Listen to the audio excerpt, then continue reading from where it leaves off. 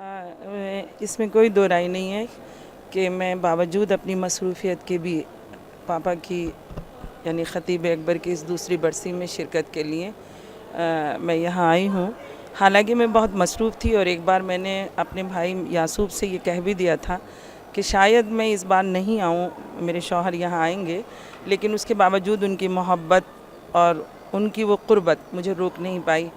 اور میں یہاں آج ہی صبح دہلی سے آئی اور اپنے پروگرام کے تحت میری روانگی آج ہی شام کو ہے. میرے خیال سے خطیب اکبر کی جو خصوصیات ہیں, خطیب اکبر کے جو کمالات ہیں, وہ سب اس بات کے لیے مجبور کرتے ہیں ہر انسان کو, چاہے وہ ان کا بہت قریبی جس سے کوئی تعلق ہو یا جس نے ان کی مجالسوں کو سنا ہے. ظاہر بات ہے کہ جو ان کے رشتہ دار ہیں یا جو ان کے خونی رشتے ہیں وہ تو ظاہر بات ہے کہ اپنی ہیں ہی,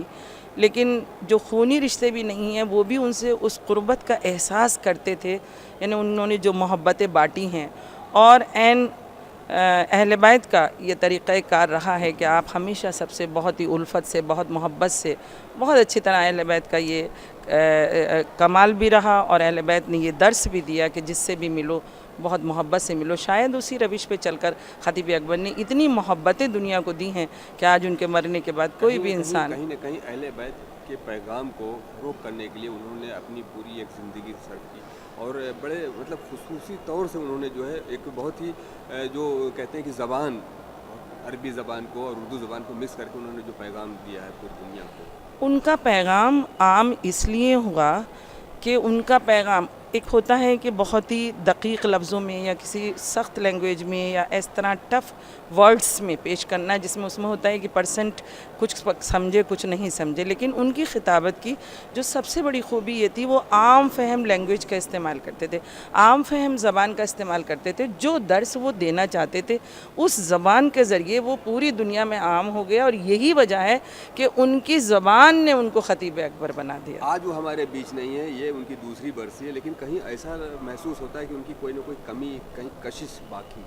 دیکھیے, چونکہ وہ خود خطیب اکبر تھے اور ذکر اہل بیت نے ان کو اس طرح زندہ کر دیا کہ آج دوسری برسی کے موقع پر اتنے بڑے اجتماع, یعنی میں کہوں گی کہ صرف انڈیا نہیں بلکہ آل اوور ورلڈ سے جو لوگ ان کے برسی میں شامل ہونے کے لیے آئے ہیں, انہوں نے یہ اس بات کی دلیل ہے کہ صدیاں گزر جائیں گی لیکن خطیب اکبر کی یاد, خطیب اکبر کا وہ ذکر اور خطیب اکبر کی محبت جو ہے وہ کسی بھی طرح کم نہیں ہوگی. خطیب اکبر کا لوگوں کے دلوں پر راج ہے اور یہ راج کبھی ختم ہونے والا نہیں ہے. میری یہی دعا ہے کہ پالنے والے تو خطیب اکبر کے درجات کو بلند کرے اور پروردگار ان کو اپنے جوار رحمت میں جگہ دے. بارلا ان کو